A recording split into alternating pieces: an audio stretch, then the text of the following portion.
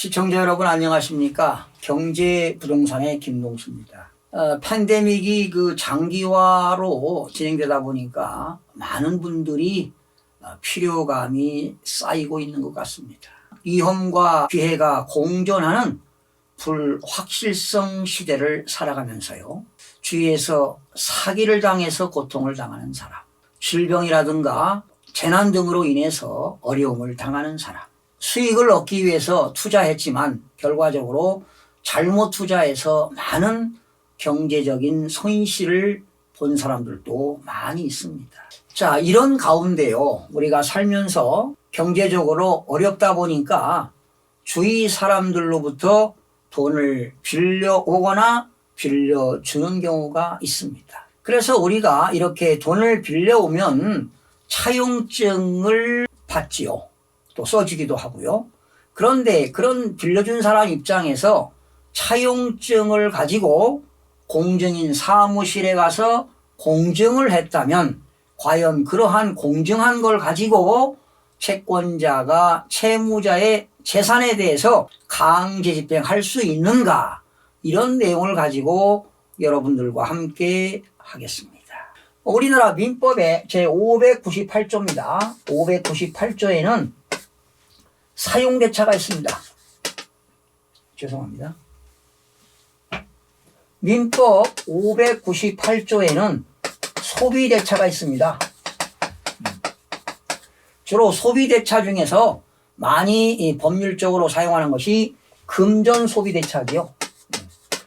돈을 빌려주고 빌려오는 그런 계약입니다. 사실은 이렇게 돈을 빌려주고 빌려오는 것도 하나의 계약인데 계약서는 안 쓰지만 주로 돈을 빌려올 때 차용증을 써주는 게 일반적이지요. 그러면 빌려주는 사람을 대주라고 하고요, 빌려오는 사람을 차주라고 합니다.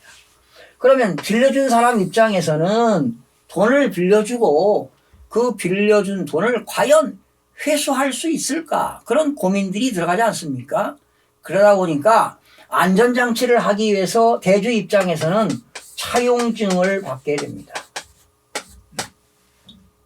그런데 이 차용증을 가지고 가서 공증인 사무실에 가서 공증을 쓰기도 합니다. 공증. 그러면 만약에 이 차주인 채무자가 채무를 이행하지 못하면 과연 채권자는 공증인 사무소에서 공증한 내용을 가지고 차용증을 공증한 걸 가지고 과연 강제 집행을 할 수 있느냐 하는 겁니다. 결론부터 말씀드리면 강제 집행을 할 수가 없습니다. 그러나 외외적으로 강제 집행을 하는 경우도 있습니다. 경우가 있어요. 하는 경우가 있습니다. 오늘 그걸 여러분들에게 전달해 드리고자 합니다. 그런데 일반적으로 많은 사람들이 돈을 빌려주고 채무자가 돈을 안 주면 대여금 반환 청구 소송을 제기한다 그러잖아요. 먼저 이거 하면 안 돼요. 대여금 반환 청구소를 제기한다. 법원에다가 반환 청구소를 제기해서 판결문을 받고 그걸로 강제 집행하겠다, 이렇게 하는데요. 이거 하기 전에 사실은 안전장치가 중요합니다. 채무자의 부동산이 있다면 그 부동산에다가 가압류를 먼저 하는 것이 바람직합니다. 가압류라든가 가처분이 있죠. 채무자가 소유하고 있는 부동산을 처분하지 못하도록, 처분하는데 제약이 따르도록 가압류를 하는 겁니다. 그리고 가압류한 이후에도 또 채무자가 돈을 안 주면 이러한 대여금 반환 청구소를 제기해서 강제 집행, 판결문에 의해서 강제 집행을 하는 겁니다. 자, 그런데 오히려 이렇게 가압류를 하고 대여금 반환 청구소를 하는 것보다 더 강제 집행할 수 있는 것이 바로 뭐냐? 차용증을 공증하면은 강제 집행할 수 없는데, 차용증을 공증하면서 약소금을 발행하는 겁니다. 채무자가 약소금을 발행해서 그 약소금을 가지고 공증하는 겁니다. 차용증 또 마찬가지죠. 또 공증하는 거예요. 그래서 이 채무자가 그 채무를 이행하지 못하면 강제 집행해도 좋다라고 하는 인락이죠. 인정하고 스스로 인락증서를 작성하는 거지요.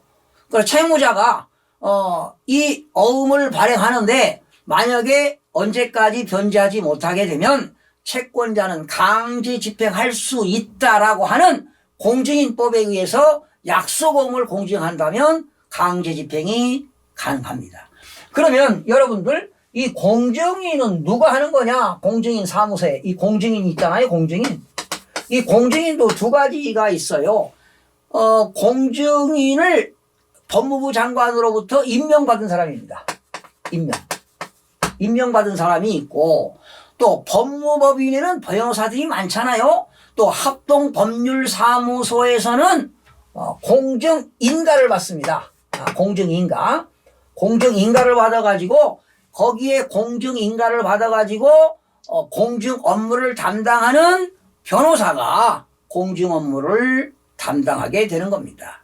그런데 아무나 공증인이 변호사라고 공증인이 되는 건 아닙니다. 법원조직법에 의해서 공증인은 법원조직법에 의해서 판사라든가 검사를 10년 이상 한 사람입니다. 10년. 아니면 변호사로서 국가라든가 지방자치단체 공공기관에서 10년 이상 재직한 사람. 아니면 변호사로서 공인된 대학의 법률학과에서 조교수로 10년 이상 재직한 사람은 공증인의 업무를 할 수가 있습니다. 그런 일반 변호사들은 공증인 자격이 주어지지 않습니다. 아시겠죠? 자, 그러면 이러한 공증인 사무소에서 차용증서하고 약속어음까지 공증을 하고 그 채무자가 채무를 이행하지 못하면 강제 집행을 할 수 있다라고 하는 그러한 공정증서를 작성하게 되면은 바로 강제 집행할 수가 있는 것입니다. 원래 강제 집행은 민사집행법에서 나오는 것이지요. 그러나 공증인법에 의해서도 이렇게 차용증서를만 가지고는 강제 집행이 안 되지만 차용증을 공증할 때 약속어음을 발행해서 채무자가 채무를 이행하지 못하면 강제 집행할 수 있다라고 공정증서를 작성하면 강제 집행이 가능하다는 겁니다. 그래서 여러분들이 돈을 빌려주면 빌려준 돈을 회수하기란 참으로 어렵습니다. 예. 빌려줄 때는 앉아서 빌려주고요. 받을 때는 서서 받는 것도 힘들다고 하잖아요. 이렇게 빌려준 돈을 회수하기란 참으로 어렵습니다. 차라리 여러분들 그냥 주세요. 그냥. 그러나 반드시 채권을 회수하기 위해서는 이러한 차용증을 받고 공증을 하는데 어음을 공증까지 하시면 강제 집행을 간단하게 할 수 있습니다. 그러니까 대여금 반환 청구 소를 제기할 필요도 없고 가압류할 필요도 없고 바로 강제 집행이 가능하다는 것입니다. 예, 여러분 아셨죠? 그런데 이렇게 공증할 때는 공증인 수수료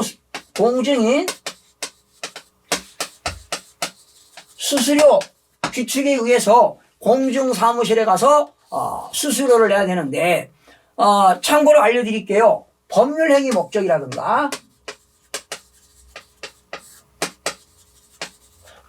목적이라든가 어음 수표 기재금액입니다. 어음이라든가 수표 기재 금액이 200만 원 이하일 때는요 수수료가 11,000원입니다. 그리고 500만 원 이하 시에는 22,000원이고요. 22,000원. 그리고 1천만 원 이하입니다. 1천만 원 이하는 33,000원이고요. 그리고 1,500만 원 이하는 44,000원입니다. 그러나 1,500만 원 초과 시에는요 44,000원 플러스 2,000분의 3입니다. 2,000분의 3. 2,000분의 3을 더하되 그러니까 44,000원 플러스 초과 금액에 대해서는 2,000분의 3을 더하면 금액이 나옵니다. 그러나 이 공증인 수수료 규칙에 의해서 300만 원을 초과할 수는 없습니다. 최고 금액이 300만 원까지 받을 수 있지 300만 원을 초과할 수 없는 것이 공증인 수수료 규칙에 나옵니다. 자, 그러면 여러분들이 공증할 때는 어떻게 하느냐? 만약에 갑과 을이 공증을 했어요. 갑과 을이 공증했는데 갑이 빌려준 대주, 이 사람은 차주입니다. 그러면 갑과 을이 공증인 사무실에 갈 때는 당연히 이 사람들의 신분증과 도장과 차용증을 가져가게 됩니다. 그런데 이 갑과 을 중에 누군가가 본인이 당사자가 가지 않고 만약에 을이 대리인이 간다고 가정해 봅시다. 그렇다면 대리인이 대신 간다면 당연히 위임장 가져가야 되겠죠. 그리고 인감증명서 가져가야 되겠죠. 그리고 대리인의 도장. 그렇죠? 그리고 대리인의 신분증과 차용증을 가져가면 됩니다. 그러니까 당사자가 가지 않고 대리인이 간다면 당연히 당사자의 위임장과 그리고 인감증명서를 첨부하시면 되겠습니다. 자, 그러면 강제집행이 가능합니다. 원래 강제집행은 민사집행법에서 나옵니다. 민사집행법 제56조에서 나와요. 민사집행법 제56조.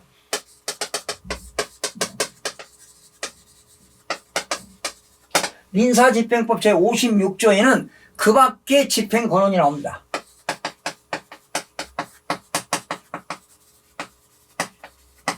예, 그 밖에 집행권은 5가지가 있는데요.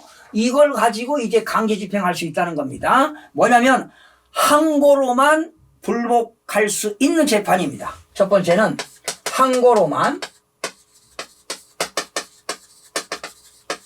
불복할 수 있는 재판. 법원으로부터 이제 재판을 하는데 항고로 불복할 수 있는 재판. 그리고 가집행의 선고가 내려진 재판입니다. 가집행의 선고가 내려진 재판입니다. 이것도 강제 집행을 할 수가 있습니다. 세 번째는 확정된 지급 명령이죠. 법원에서 판사가 지급해라 라고 확정된 지급 명령도 가능하고요. 바로 네 번째는 뭐냐? 공증인이 작성한 공정증서입니다. 공증인이 작성한 공정증서. 공정증서로서 이거는 무조건 공정증서로만 되는 게 아니라 반드시 채무자가 강제집행을 승낙한 취지가 적혀 있어야 돼요. 채무자가 강제집행을 할 수 있도록 승낙한 취지가 있어야 된다. 강제집행을 승낙한 취지. 공증인이 작성했지만 공정증서에 채무자가 강제집행을 승낙한 취지가 적혀 있을 때 집행권한이 가능합니다. 그리고 5번째는 뭐냐면 소송상 화해, 그리고 청구의 인락 등 화해조서라든가 인락주소 등에 대한 확정 판결입니다. 확정 판결. 법원으로부터 이러한 화해조서라든가 인락조서에 의한 확정 판결 같은 효력을 갖는 경우에 바로 민사집행법 56조에 의해서 이러한 것들에 의해서 집행권한으로 강제집행이 가능합니다. 바로 여러분 집행권한이라고 하는 건 뭐냐? 집행력을 부여할 수 있는 바로 증서가 집행권한이 되겠습니다. 자, 그러면 여러분들이 결론적으로 말씀드리면 우리가 금전소비대차 계약할 때는 반드시 차용증을 받는다. 그리고 완전하게 그 채권을 회수하기 위해서는 차용증을 가지고 공증사무실에서 공증을 하는데 그것만 가지고는 효력이 없다는 겁니다. 공증을 하되 약속어음을 발행해서 그 채무자가 채무를 이행하지 않는 경우에 강제 집행을 할 수 있다고 바로 이렇게 승낙한 취지가 있을 때 공증이 그러한 공증으로 강제 집행을 할 수가 있다는 것입니다. 이것뿐만 아니라 민사집행법 56조뿐만 아니라 이게 어디 나와 있냐면 그 공증인법에 나와 있어요. 공증인법. 역시 공증인법도 56조의 2입니다. 56조의 2 사항에 나와 있어요. 56조의 2 사항에 나와 있는데 바로 공증인 사무실에서 차용증을 공증하고 어음을 발행해서 채무자가 채무를 이행하지 못했을 때는 강제 집행을 할 수 있다라는 취지를 적은 바로 공증인 사무실에서 그러한 공증을 했다면 강제 집행이 가능하다는 것입니다. 자, 오늘은 금전소비대차 계약을 할 때 간결하게 강제 집행을 할 수 있는 요건에 대해서 여러분들에게 전해드렸습니다. 원래 금전소비대차 계약 안 하는 것이 원칙이죠. 그러나 부득이하게 주지 않고 꼭 빌려준 돈을 회수해야 되겠다 한다면 차용증을 가지고 공증하되 어음을 발행하셔서 채무자가 채무를 이행하지 않을 때는 강제 집행을 할 수 있다고 하는 그러한 공정증서를 작성하면 바로 집행 권한으로 인정이 돼서 집행을 할 수 있다는 내용을 여러분과 함께 살펴봤습니다. 시청해 주신 여러분 고맙습니다. 마음이 드셨다면 구독, 좋아요 꼭 부탁드리겠습니다. 고맙습니다.